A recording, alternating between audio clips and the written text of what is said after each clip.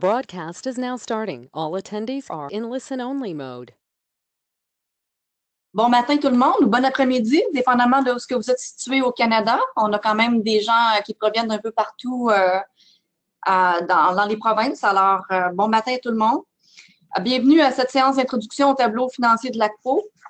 On est très content de pouvoir l'offrir. Mon nom est Nathalie Laporte, je suis la directrice générale de l'ACPO. Je serai votre hôte aujourd'hui avec David Elliott qui est aux commandes techniques. Le webinaire, par contre, est offert par Denis Marchand, qui est le directeur planification institutionnelle à l'Université du Québec. On vous encourage fortement à soumettre vos questions à Denis dans l'espace qui est prévu à cet effet. Denis, il va se faire un plaisir de répondre à vos questions durant le webinaire, que ce soit entre les différentes sections ou à la fin. Ce serait important de noter que la session est enregistrée. Elle sera disponible sur le site web de l'ACPO si jamais vous voulez référer à des gens à l'enregistrement par après ou encore pour vous-même si vous avez à retourner pour réentendre les conseils de Denis sur comment naviguer nos tableaux. Alors, sur ce, la parole est à toi, Denis. Merci, Nathalie. Bonjour tout le monde.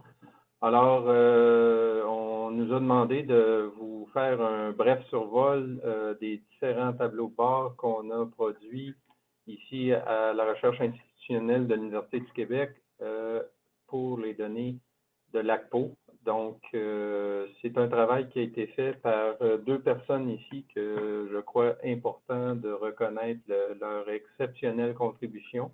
Donc, Christian Villeneuve qui est assis à côté de moi. Alors, si vous entendez des murmures durant la présentation, c'est parce que je me suis trompé puis il me ramène dans le bon chemin. Et Joël Germain qui a travaillé aussi à l'élaboration de tous ces tableaux de bord. Donc, 1 heure, vous comprendrez que ce n'est pas beaucoup pour passer une quantité de matériel qui est très importante et un outil surtout qui vous donne une puissance analytique qui est importante. Alors, la route qu'on a choisi de suivre, c'est de prendre des exemples assez simples pour au moins vous montrer la navigation puis la signification de la présentation de l'information. Alors, ce que vous voyez à l'écran présentement, je dis en passant aussi que je suis très content que ce soit une présentation web et non pas une vidéoconférence. Parce que dans ce cas-là, vous me verriez la figure dans votre écran, puis je crois qu'à l'heure du dîner, ça pourrait être un petit peu trop intense. Alors, je vais me contenter de vous présenter simplement des écrans d'ordinateur. Alors, je vous présente le premier tableau d'une série de 3 tableaux. Donc, le travail qui a été fait avec les données de l'ACPO se sont basés sur le tableau 1, qui sont les revenus des universités, le tableau 2, qui sont les dépenses par fonds des universités, le tableau 4, qui est une ventilation du fonds de fonctionnement par ces différentes fonctions. Alors, le fonctionnement des tableaux d'un tableau à l'autre de ces 3 tables est similaire. Donc, ce que je vous explique qui va fonctionner à partir du tableau 1 puis comment naviguer dans le tableau 1, c'est exactement le même genre de navigation dans les autres tableaux. Donc, il y a une cohérence dans le travail qui se fait d'un tableau de bord à l'autre. Donc, je crois que c'est important. Dans les tables que vous voyez, tableau 1, 2 et 4, vous voyez, quand on appelle maintenant, nous sommes dans le tableau 1, donc les revenus par fonds. Vous avez 4 onglets. Le détail par établissement qui vous donne l'opportunité de présenter plus d'une université. Vous pourriez choisir un certain nombre d'universités. Comme vous voyez, la légende, par défaut, on a mis toutes les provinces canadiennes. Alors ça, c'est un élément qui est assez intéressant pour faire des comparaisons d'une institution à l'autre que vous choisissez. Donc, vous déterminez vos pairs et ainsi de suite. Les deux onglets suivants, ça présente la ventilation de l'information pour un établissement. Donc, si vous choisissiez la vôtre ou une autre université, vous voyez l'information au détail de cette institution-là. Donc, c'est par université. Et le 4e onglet, c'est simplement la déclaration de vos tables que vous soumettez à l'ACPO. Donc, vous voyez ici, par exemple, j'ai le total canadien.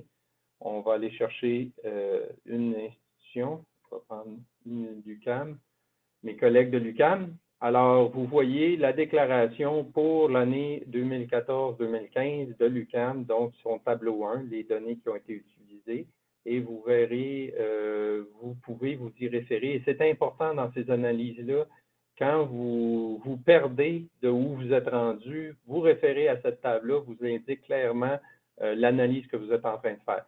Vous voyez aussi en haut, à gauche, vous pouvez sélectionner n'importe quel des 15 dernières années. On s'est dit qu'à 15 années, vous aviez en masse du matériel pour faire des analyses. S'il y en a qui veulent avoir les 25 dernières années, on pourrait toujours le faire, mais on croit que ça pourrait être un peu moins pertinent.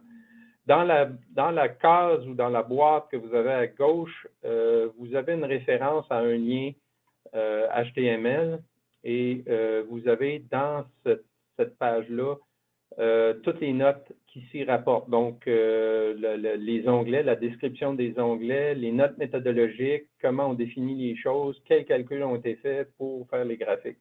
Donc, vous pouvez tout le temps vous y référer et c'est quand même une source qui pourrait être importante pour répondre à vos questions. Alors, voilà, ça fait le tour de façon générale. Alors, on va commencer par le commencement. C'est toujours une bonne place parce que si on ne commence pas par là, moi, habituellement, c'est pas très long que je me mélange.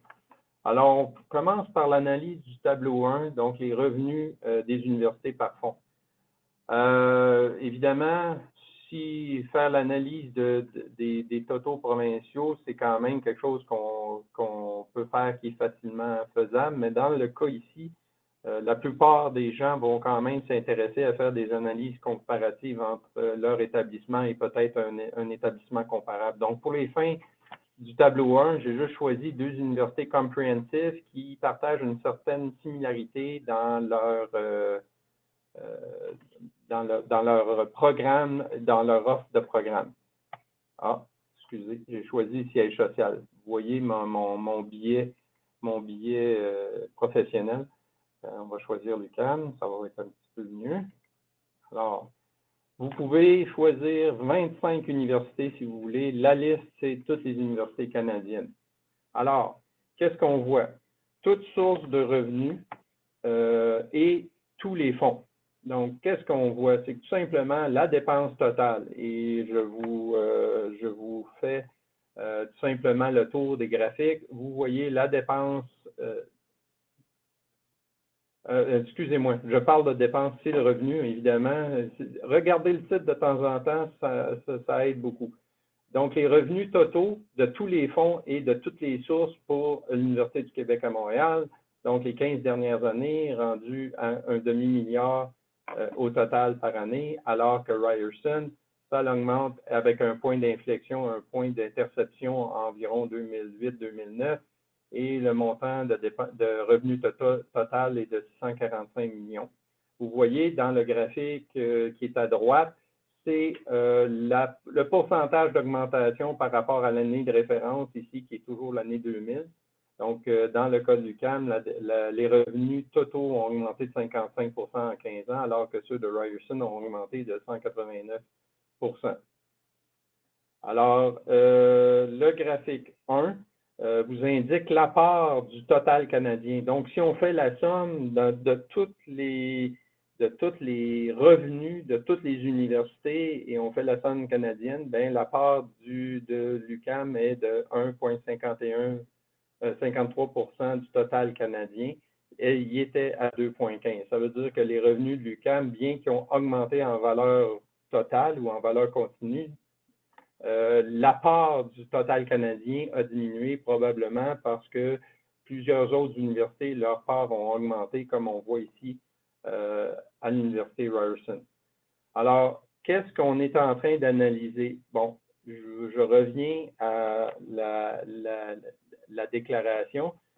Ce qui m'intéresse aujourd'hui, dans mon exemple, c'est de regarder la part du financement du gouvernement provincial dans le fonds de fonctionnement. C'est une question que la plupart des gens ont tendance à se poser assez facilement. Donc, qu'est-ce qu'on fait? Bien, on va aller chercher dans nos sources de revenus, on va déchoisir toutes les sources et on va regarder le revenu provenant du provincial. Et au niveau des fonds, on va aller dans le filtre et on va désélectionner pour aller chercher le fonds de fonctionnement général. Alors, qu'est-ce qu'on vient de faire quand on a fait ça? On a tout simplement choisi ici, si on va dans la déclaration, on a choisi cette cellule-là. Donc, ce qu'on va faire, c'est qu'on va regarder cette cellule-là, ce montant-là, que représente-t-il par rapport au total du fonds de fonctionnement? Et ce montant-là, que représente-t-il par rapport au total de tous les fonds qui proviennent du gouvernement provincial? Donc, c'est là qu'on se situe. Et on compare avec des colonnes et des lignes. Alors, si on revient à notre exemple, où on a choisi, on a gardé les mêmes universités, on voit que les revenus provenant du provincial, du gouvernement provincial à l'UQAM sont rendus à près de 300 millions de dollars annuellement, alors que ceux de Ryerson, du gouvernement provincial ontarien, est autour de 250 millions de dollars par année. La croissance à Ryerson de 175 %, alors que celle de l'UQAM en termes de provenance du fonds de fonctionnement du provincial, c'est de 71 %. Donc, où on en est? Les fonds, si on fait la somme de toutes les subventions des ministères provinciaux, de toutes les universités canadiennes, voici ce que représentent ces deux universités en termes de part canadienne. Donc, de 3 %, on est rendu maintenant à 2,65 %. Ça veut dire que les gouvernements provinciaux dans les autres provinces que le Québec ont probablement augmenté plus qu'au Québec, de sorte que les universités québécoises vont probablement perdre des parts canadiennes. Alors que celle du gouvernement de l'Ontario, par rapport à l'université Ryerson, a permis de Ryerson, qui avait à environ 1,60 % de la part canadienne, est rendu à 2,15 %. C'est maintenant, si on veut comparer des choses à l'intérieur de la province, qu'est-ce que ça représente à l'intérieur du Québec, l'UQAM, et qu'est-ce que ça représente à l'intérieur de l'Ontario, Ryerson, bien, on va dans le petit filtre en haut ici et on applique le total provincial.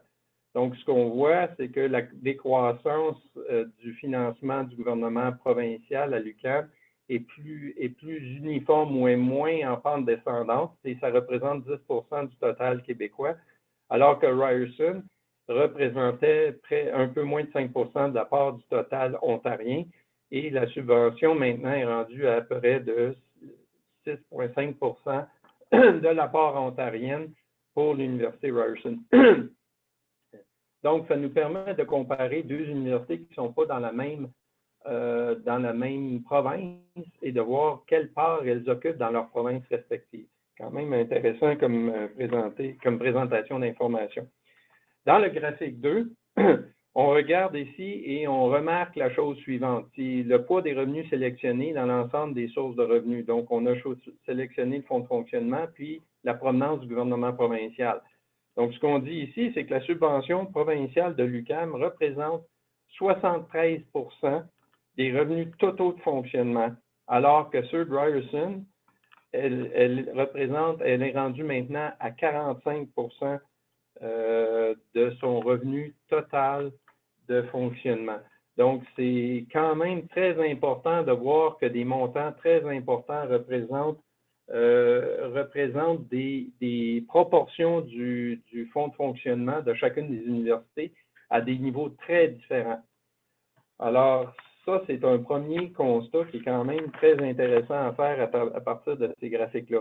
Si on passe au graphique suivant, ce graphique-là, on voit maintenant quelle part le revenu de fonctionnement occupe dans tout l'argent qui est donné par le gouvernement provincial, quel que soit le fonds.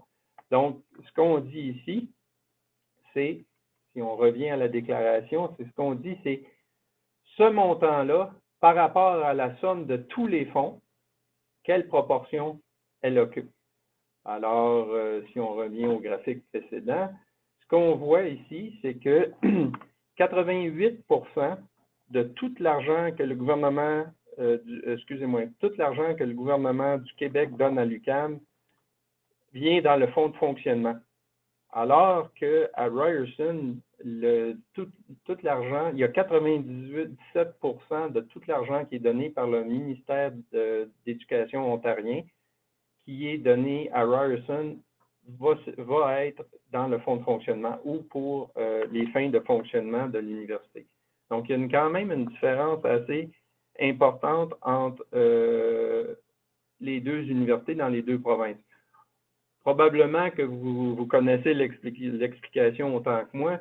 Ce qui peut expliquer la différence ici, c'est que le gouvernement québécois subventionne les universités à travers les fonds subventionnaires de recherche. Donc, il y a une partie de l'argent ici qui provient du gouvernement qui va se retrouver dans le fond avec restriction, donc dans la colonne 4 et 5. Alors, par contre, si on revient puis ici, puis on voudrait expliquer quelle est la source de financement qui pourrait expliquer la différence entre les deux. Ben là, on peut raffiner un peu notre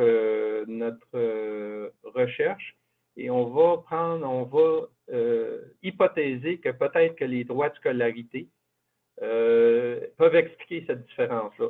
Alors, quand on ajoute les droits de scolarité dans les sources de revenus, vous pouvez voir de façon très importante, regardez là où le financement de Ryerson est en bas, les revenus de Ryerson étaient en bas, ceux de l'UQAM, quand on regardait la subvention du gouvernement provincial. Maintenant, en ajoutant comme source de revenus les frais de scolarité, bien, vous voyez que Ryerson, les revenus sont significativement augmentés. Alors, si on revient au graphique 2, quand on regarde les sources de revenus, en ajoutant ces deux sources de revenus-là, on voit que les frais de scolarité sont beaucoup plus importants pour Ryerson que pour l'UQAM vis-à-vis des revenus de fonctionnement. Ce qui fait que quand on ajoute les deux, vous voyez que c'est à peu près, ça représente ces deux sources de financement-là, représentent environ 90-91% des revenus de fonctionnement de ces deux universités-là. Alors, vous voyez encore, si on revient au graphique 1, en ayant ajouté ces sources de financement-là, qui sont les frais de scolarité, bien, vous voyez la part qu'occupe l'UQAM dans les revenus totaux de ces deux sources de financement-là par rapport au Canada est en très grande diminution, alors que celle de Ryerson est en très grande augmentation, bien que ce n'est pas des grosses parts du total canadien. On voit des tendances tout à fait différentes.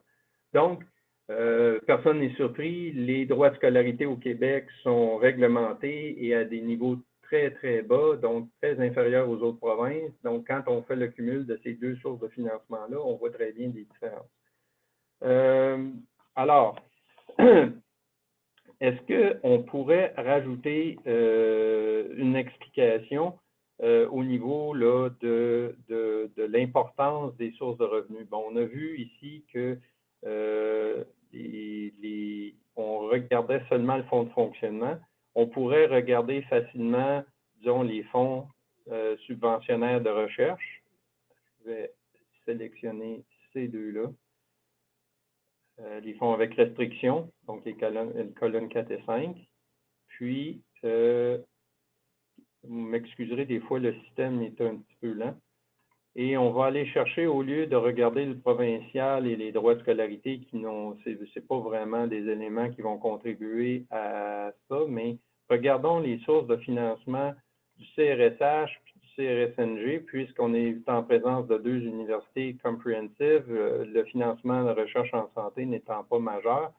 On peut regarder un peu les effets de ces deux sources de financement-là. Donc, vous voyez, en combinant les revenus des deux conseils fédéraux, CRSH, CRSNG, on est environ à 17 millions de dollars par année à l'UQAM, alors que Ryerson, c'est environ 10 millions de dollars par année.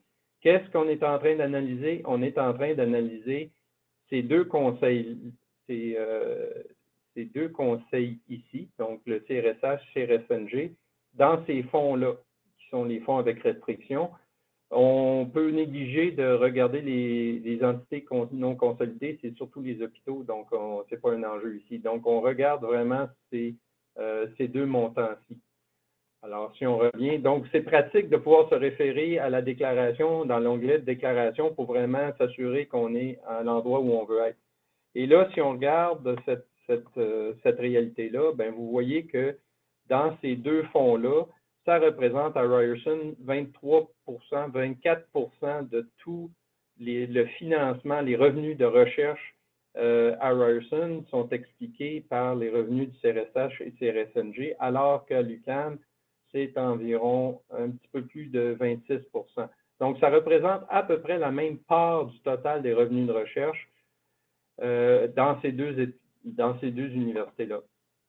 Quand on regarde le poids dans les revenus sélectifs, dans l'ensemble des fonds, bien, ce n'est pas surprenant que de voir dans ces deux institutions-là, ça représente 100 parce que si on se réfère à la déclaration, c'est sûr que le CRSH puis le CRSNG ne donnent pas de l'argent pour le fonds de fonctionnement ou objectifs spécifiques. Donc, ce qu'on retrouve ici, c'est la somme qu'on retrouve là. On n'en trouve pas ailleurs dans l'immobilisation, les entreprises auxiliaires et ces choses-là. Donc, jusqu'à maintenant, tout est à fait cohérent et on peut passer à une analyse subséquente. Donc, ça vous donne un peu l'exemple de ce premier onglet-là. Si on passe au deuxième, le revenu par détail, je vais prendre une université, puis vu qu'il n'y a personne qui représente Ryerson aujourd'hui, bien, ça va me faire plaisir de les choisir et de les disséquer un peu. On prend l'université Ryerson.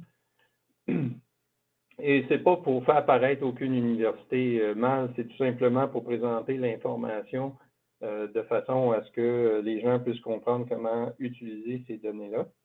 Et on va choisir la source de revenus, on va choisir le fonds de fonctionnement. On va choisir le fonds de fonctionnement. Alors.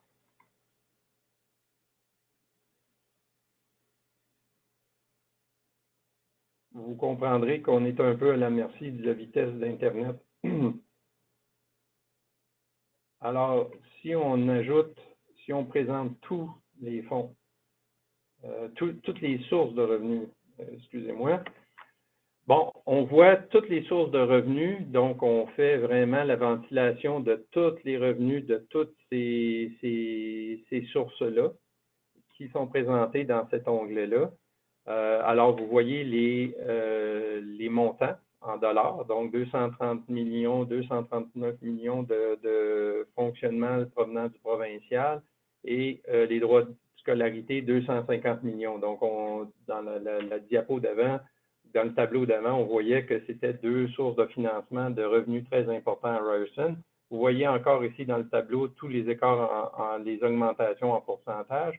Alors, dans ce tableau-ci, évidemment, ce qui est intéressant pour une institution de regarder, c'est quelle proportion chacune de ces sources de revenus-là représente dans son fonds de fonctionnement. Donc, encore là, on confirme que le fonds de fonctionnement du provincial, provenant du provincial, c'est une source importante, mais en déclin. Alors que les droits de scolarité, c'est un poste de revenu qui était plus bas, mais qui a maintenant surpassé la source première qui était le fonds de fonctionnement provenant du provincial. Et vous voyez tous les autres fonds, la somme de toutes ces sources-là devrait donner 100 Donc, on voit ici que les autres frais représentent 3,5 des revenus, ainsi de suite. Les droits de scolarité, les cours non crédités, c'est moins de 1 ainsi de suite. Ce que ça veut dire, si on se rapporte à ce tableau-là, c'est on fait une présentation du poids des revenus dans l'ensemble des fonds. Ce que ça veut dire, c'est que vous prenez par exemple ici, les droits de scolarité de Ryerson se retrouvent à 100% dans le fonds de fonctionnement. C'est tout à fait normal. On ne retrouvera pas ça dans des fonds avec restriction ou ainsi de suite. On voyait que 96% des fonds de la subvention ou de l'argent que le provincial ontarien donnait à Ryerson était dans le fonds de fonctionnement. On le confirme encore ici. Les autres revenus de placement, ainsi de suite, et ainsi de suite. Donc, vous voyez un peu comment on peut se servir de cette information-là. Donc, ça fait un peu le tour de l'onglet de son utilité. Si on passe maintenant aux détails par fonds, encore une fois, la valeur de défaut va changer. On va arrêter d'avoir à rechoisir tout le temps la même université, quand vous allez choisir une université, elle va se déplacer, ce choix-là, d'un onglet à l'autre. Alors, si on regarde Ryerson, puis on choisit tous les fonds, et on choisit toutes les sources de revenus, tous les fonds, bien, on va à l'onglet de déclaration ici, puis on va vous montrer ce qu'on a fait comme sélection. Ce qu'on a choisi pour Ryerson, c'est tous les fonds, donc tous les fonds et toutes les toutes les sources de revenus et tous les fonds. Et vous comprendrez, il ne faut pas se mélanger parce que moi, je peux vous dire que on doit revenir en arrière parfois. Donc, ce qu'on dit, c'est que si on passe au graphique 3, encore ici, c'est toujours les montants en dollars et les proportions du total canadien. Donc, vous pouvez, pour chacun des fonds, regarder tout ce que ça représente en termes de part canadienne. On va au graphique 3, évidemment, puisqu'on a sélectionné toutes les sources de revenus, bien, ça fait 100%, alors que si on regarde ici le poids des fonds, on va remarquer que de tous les revenus de Ryerson, il y en a 83% des revenus totaux qui sont dans le fonds de fonctionnement. Ensuite, si on passe au prochain poste ou prochaine source de revenus, bien, on voit que 7%, c'est de la recherche subventionnée des entités consolidées. Donc, c'est l'université, à toute fin pratique. Et ça, c'est le genre d'information qui est intéressant à pouvoir savoir, c'est que la somme de tous vos fonds va égaler 100%. Donc, vous pouvez voir c'est quoi qui représente un peu en termes de l'importance de chacun des fonds. Puis, par souci de vouloir vous montrer peut-être un portrait un peu différent, on va prendre l'Université McGill, par exemple, et vous allez voir, aussitôt qu'elle va apparaître, que les graphiques vont avoir changé, j'espère, sinon on a un sérieux problème. Alors, vous regardez que pour le même portrait à McGill, le fonds de fonctionnement est de 45% et le fonds de recherche subventionné pour les hôpitaux, donc les entités consolidées, c'est quand même 20%. Donc, vous voyez que les sources des fonds représentent des proportions tout à fait différentes d'une université à l'autre, ce qui rend le choix de vos pairs très important, et ça peut être des critères pour la sélection des pairs de comparaison. Alors, si on choisit maintenant simplement la source provinciale, on va aller regarder la source provinciale, donc le gouvernement provincial. Et on va revenir à Ryerson, juste simplement pour être cohérent avec notre analyse.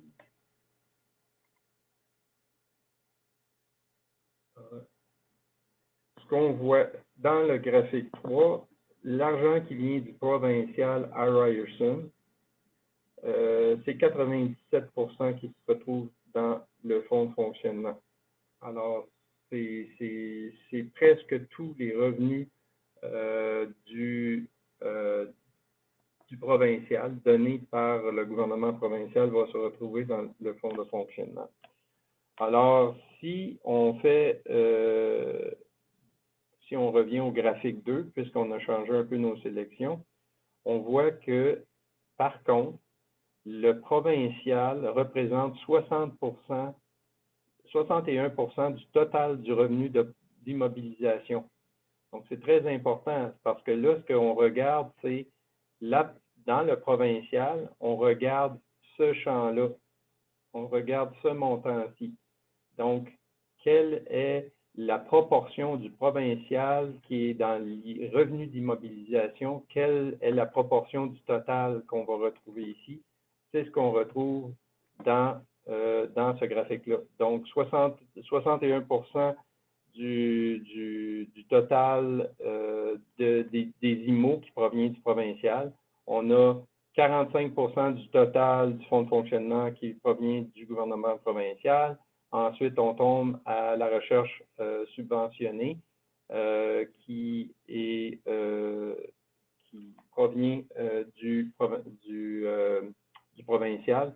ainsi de suite. Donc, vous voyez un peu comment on peut extraire l'information de ce genre d'analyse que les données de l'ACPO nous permettent de faire. Donc, vous comprendrez qu'il y a des heures et des heures d'exploration de cette information-là qui se fait en quelques clics pour générer ces connaissances-là. Donc, ce que je vous ai expliqué pour ce tableau 1-là et les différents onglets s'applique à tous les autres tableaux. Donc, on va passer rapidement aux dépenses par fonds. Donc, le tableau 2, donc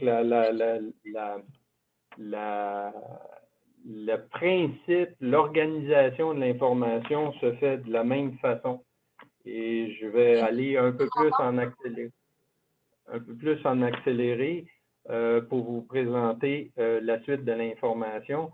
Donc, je vais désélectionner nos valeurs par défaut et je vais prendre 3 universités au hasard. Donc, au hasard, je vais prendre McGill. Au hasard, je vais prendre l'université. Donc,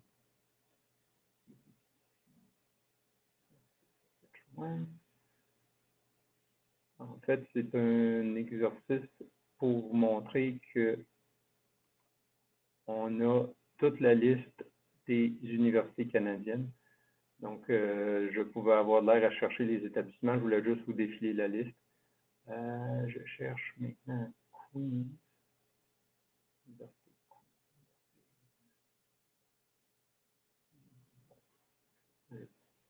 Y a-t-il quelqu'un qui l'a? Des fois, mes collègues de travail me jouent des tours et m'enlèvent toute l'information. Denis, est-ce que tu peux m'entendre? Oui. Oui, OK. C'est juste parce que avant que tu tournes aux dépenses, il y a une question qui a été posée qui vaudrait la peine de répondre maintenant, je pense. Et c'était, est-ce qu'on est capable actuellement de comparer en fonction du nombre de TP étudiants? Donc, avoir un revenu moyen par étudiant, par exemple. Est-ce que tu peux commenter là-dessus? Est-ce que tu veux répondre, Nathalie, ou est-ce que tu préfères que je réponde? Je crois que c'est une question qui est tout à fait pertinente. Peut-être tu peux parler de ce que l'ACPO a entamé comme travail. Oui, bien en fait, donc avec Denis, on a rencontré Statistique Canada cette semaine et son équipe pour pouvoir discuter de la façon dont on pourrait avoir accès aux données, 2 données en fait, les données sur le corps professoral, donc parce qu'il y aurait des analyses qui seraient drôlement intéressantes à faire sur la base du nombre de professeurs et également sur le nombre d'étudiants. Alors, on est en communication avec eux, puis on devrait avoir plus de nouvelles dans les prochaines semaines, à savoir si on va être capable d'utiliser leurs données pour pouvoir effectivement enrichir les tableaux par cette information-là. Pour le moment, on a des calculs qu'on fait de TP, mais il faudrait que je reparle avec Denis pour savoir si ce sont plus des données qu'on utilise à l'interne à l'ACPO et non pas qu'on utilise pour fin d'analyse. Il faudrait que j'en parle un peu plus avec Denis pour savoir si c'est des données qu'on pourrait rendre disponibles sur le site Web. Alors, je crois que c'est une question qui est tout à fait pertinente parce que c'est clair qu'on veut relativiser les dépenses ou les revenus par TP étudiant. C'est clair que c'est un élément qui permet des comparaisons entre n'importe quelle université quand on standardise par la taille de l'établissement. Fait que je crois que c'est un beau travail que les gens des universités canadiennes doivent se doter de cet outil-là et enrichir ces tableaux de bord-là. Fait que absolument, nous, on est très, très enthousiastes à participer à ces travaux-là. Alors, je vous présente rapidement le tableau 2, donc les dépenses. J'ai choisi le fonds de fonctionnement et j'ai choisi 3 universités au hasard. Comme vous avez pu voir, ça m'a pris un certain temps de les trouver, les 3. L'Université de la Colombie-Britannique, donc UBC, Queen's et McGill. Alors, je refais le tour encore. Inutile de vous expliquer que ça représente les montants. Donc, on dépense 462 millions de dollars à Queen's pour de dépenses de fonctionnement en 14-15. Le montant était de 643 millions à McGill pour 14-15 et UBC a dépensé 1,2 milliard de fonds de fonctionnement en 14-15. Vous voyez les augmentations par rapport, les niveaux d'augmentation par rapport à l'année de référence. Encore ici, qu'est-ce qu'on a choisi? Je vais juste me référer ici rapidement au formulaire. Ce qu'on a choisi, c'est la dépense totale ici. Donc, ce qu'on fait, c'est qu'on regarde ce montant-là par rapport à la dépense totale de tous les fonds confondus. Fait que c'est là où on en est dans notre comparaison et on a choisi 3 universités pour faire cette comparaison-là. Donc, ce que ça veut dire dans ce cas-ci, c'est que le fonds de fonctionnement, la dépense de fonctionnement général à UBC, ça représente 6 de la part canadienne totale de toutes les dépenses de fonctionnement. McGill, ça représente 3 c'est en baisse. Queens, ça représente 2 et c'est en baisse. Et c'est quand même intéressant de regarder le volet provincial. Vous comprendrez qu'à ce moment-là, UBC, ça représente près de la moitié de toute la dépense de fonctionnement de la Colombie-Britannique, alors que celle de McGill, c'est 16 et Queens, c'est 5,3 Donc, c'est des choses qui sont des éléments de contexte qu'on regarde. Vous comprendrez qu'avec moi que la dépense de fonctionnement totale est probablement très dépendant avec la taille de l'établissement en termes de nombre d'étudiants. Donc, plus on a une augmentation d'étudiants, plus la dépense de fonctionnement augmente. Et donc, probablement que UBC, le nombre d'étudiants a eu une croissance très, très grande, alors que certaines autres universités, bien que la croissance du nombre d'étudiants peut être relativement grande, mais si la croissance est moins élevée que d'autres universités, bien, la part du total va probablement être en baisse. Donc, vu qu'on a choisi tous les postes de dépenses ici, donc c'est la somme, évidemment, c'est 100 Ce qu'on regarde ici, c'est que on peut tout de suite conclure en regardant les dépenses, le poids du fonds de fonctionnement sur le total, c'est qu'à Queens, 57 de toute la dépense de la dépense totale vient du fonds de fonctionnement. Alors qu'à UBC, c'est 54 et à McGill, c'est 46 Donc, c'est une observation qui est relativement rapide à faire. Ensuite, si, évidemment, on est tous intéressés de regarder qu'est-ce que ça représente la poste de dépense des professeurs, les salaires des profs, les masses salariales des professeurs. Alors, on le présente ici. Ce qu'on a choisi, donc, dans cet onglet-là, c'est vraiment le montant qui est ici, puis on le compare à ce total-là ou à ce total-là, soit tout fonds confondu ou toute source de financement confondu. Alors, qu'est-ce qu'on remarque? La masse salariale des profs, 395 millions à UBC, 200 millions à McGill, Queens, 126 millions.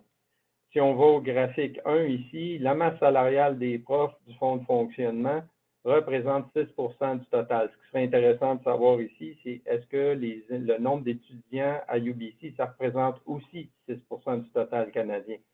Si c'est en haut de ce que les étudiants pourraient représenter de la part canadienne, bien là, on pourrait commencer à penser que les profs sont très bien payés à UBC ou il y a beaucoup de profs à UBC. Ensuite, McGill, c'est quelques pourcentages plus bas, à un peu plus de 3 et 2 de la masse salariale de tous les profs de toutes les universités canadiennes sont à Queens. Alors, si on passe au graphique 2, ce qu'on voit ici, c'est que 32 de la dépense de fonctionnement à McGill, c'est dans la masse salariale des professeurs. Et c'est à peu près stable, un peu en croissance, alors que si on regarde UBC, c'était de 37 et maintenant, c'est environ de 30 Donc, on dépense de moins en moins une grande proportion du fonds de fonctionnement en masse salariale des professeurs. Donc, ça veut dire qu'il y a quelque chose d'autre à UBC qui est en croissance. À Queens, ça a connu une augmentation, c'est plutôt stable, c'est autour de 28 Alors, ce qu'on était en train de faire, c'est de regarder ici quelle proportion par rapport au total ici qu'occupe la dépense des professeurs. Alors, si on revient et on regarde dans le graphique 3, on va regarder le total, cette valeur-là, par rapport à tous les fonds et au total de tous les fonds. Et c'est ce qu'on voit dans le graphique ici.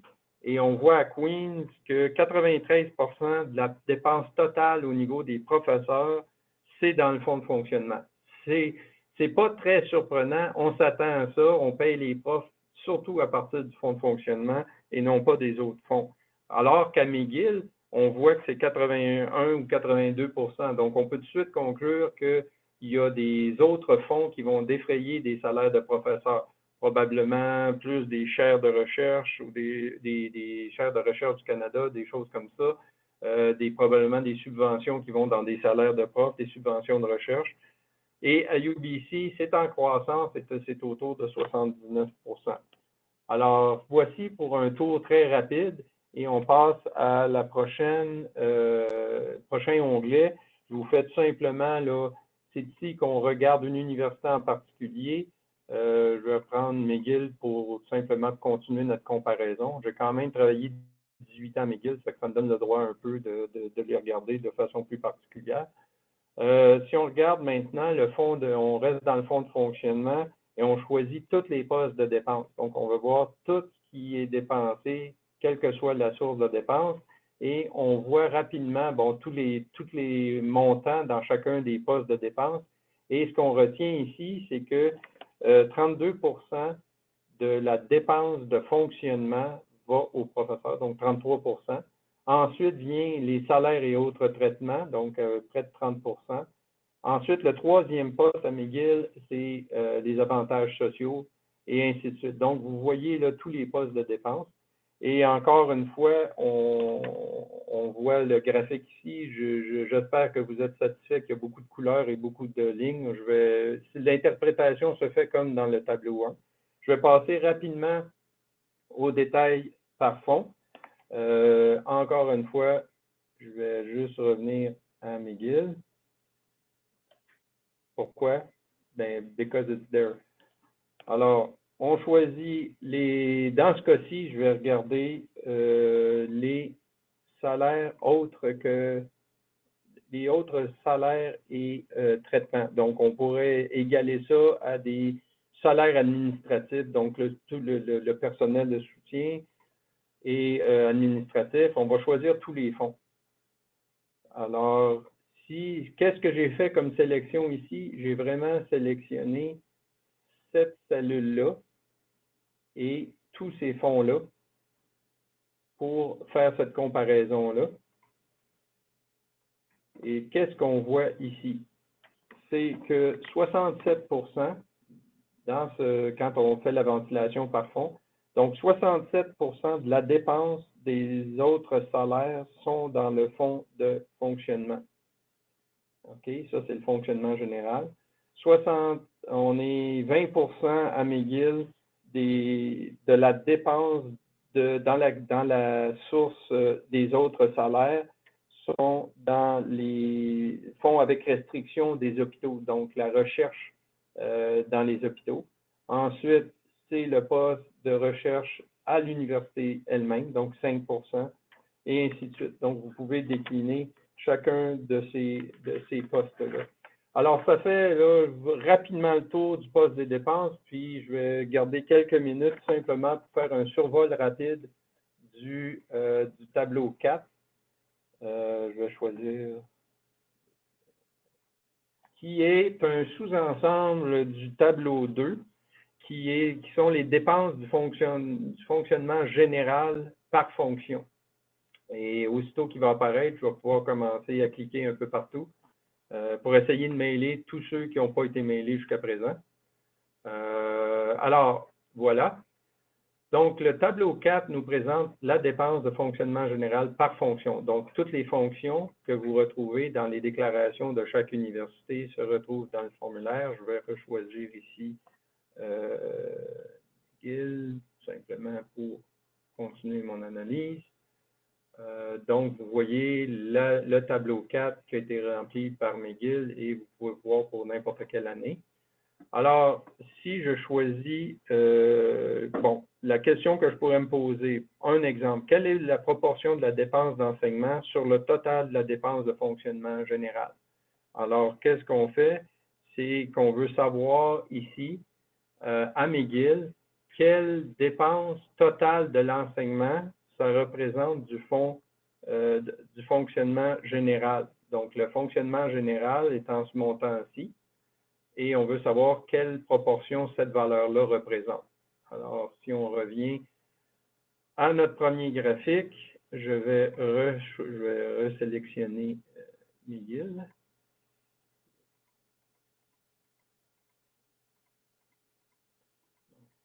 En tout cas, vous aurez appris comment désélectionner. Et on revient à la sélection de McGill.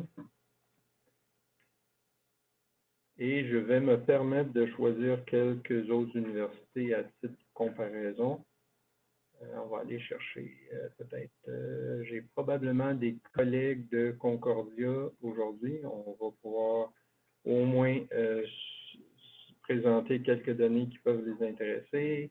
Ensuite de ça, je vais ajouter peut-être pour des fins très partisanes, je vais rajouter UQAM et je vais ajouter peut-être une université à l'extérieur du Québec, tout simplement pour ne pas paraître très chauvin. Alors, l'Université de British Columbia. Alors, vous voyez rapidement qu'on peut montrer les dépenses totales qui sont faites pour chacune de ces universités-là dans ce qu'on appelle je vais chercher évidemment le fonctionnement,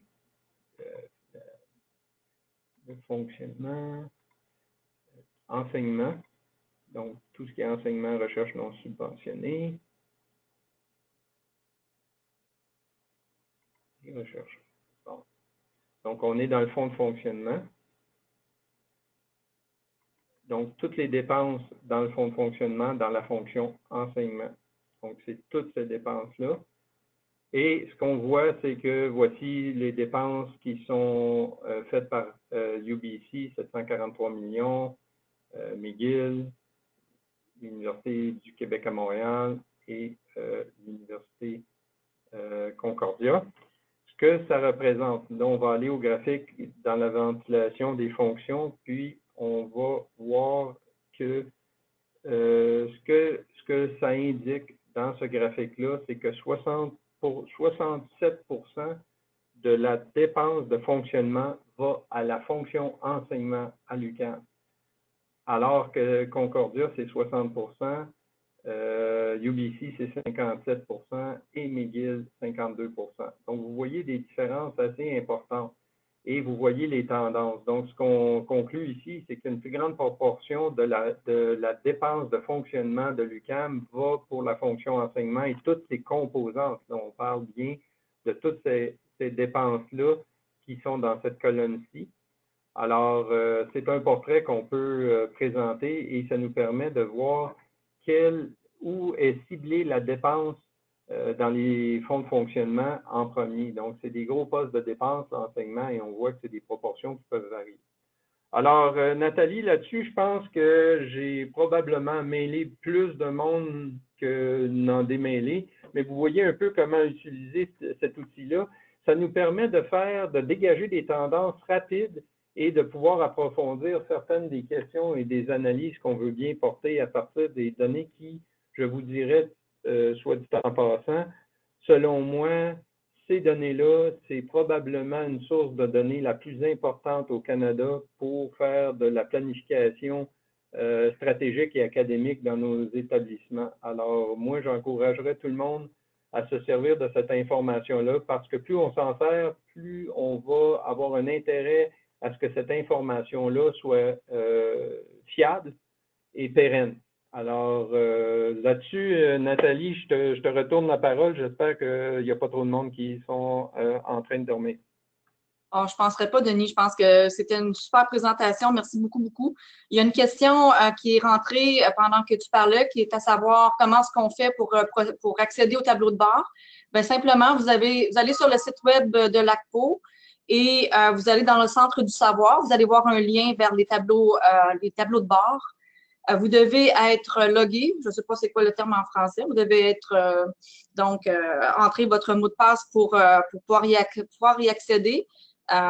Toujours communiquer avec moi si jamais vous n'avez pas de mot de passe ou vous vous demandez comment faire pour l'avoir. Mais toute l'information, tous les liens sont sur notre site web. Alors, juste avant, peut-être, Denis, qu'on termine, est-ce que je veux savoir s'il y avait d'autres questions? Je n'en vois pas d'autres sur le tableau de questions. S'il n'y en a pas, à ce moment-là, ben, je vais te remercier beaucoup, beaucoup, Denis, pour ta présentation. Comme j'ai mentionné, ça va être accessible sur notre site web également. Est-ce qu'il y a un sondage? Je ne sais pas s'il y a un sondage qui va apparaître sur l'écran. Pas certaine, mais sinon, en tout cas, sinon, si vous ne voyez pas de sondage d'ici une minute, il n'y en aura pas, mais on va présumer que vous avez tous apprécié. Mais je vous remercie énormément pour votre participation à tout le monde. Et en finissant, bien, bonne journée, bonne fin de journée à tous et à toutes. Merci beaucoup.